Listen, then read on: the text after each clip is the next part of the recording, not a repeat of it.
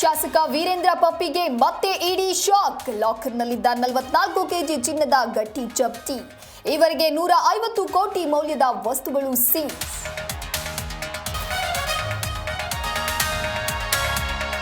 ಸಂಪುಟ ಪುನರ್ರಚನೆ ಹಿನ್ನೆಲೆ ಸಿಎಂ ಔತಣಕೂಟ. ಕೊಡಗು ಜಿಲ್ಲೆಯ ಒಬ್ಬರಿಗೆ ಮಂತ್ರಿ ಸ್ಥಾನ ನೀಡಬೇಕು, ಶಾಸಕ ಪೊನ್ನಣ್ಣ ಆಗ್ರಹ.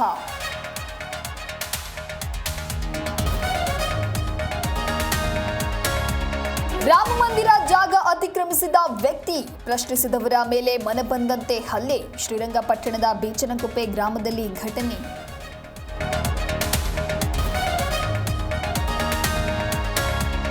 ಐತಿಹಾಸಿಕ ಹಾಸನಾಂಬೆ ದೇಗುಲ ಓಪನ್. ಇಂದಿನಿಂದ ಸಾರ್ವಜನಿಕರ ದರ್ಶನ.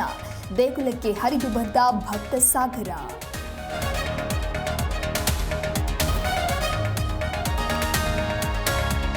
ರಾಜ್ಯದಲ್ಲಿ ಇಂದಿನಿಂದ ಭಾರೀ ಮಳೆ. 28 ಜಿಲ್ಲೆಗಳಲ್ಲಿ ಯೆಲ್ಲೋ ಅಲರ್ಟ್ ಘೋಷಣೆ.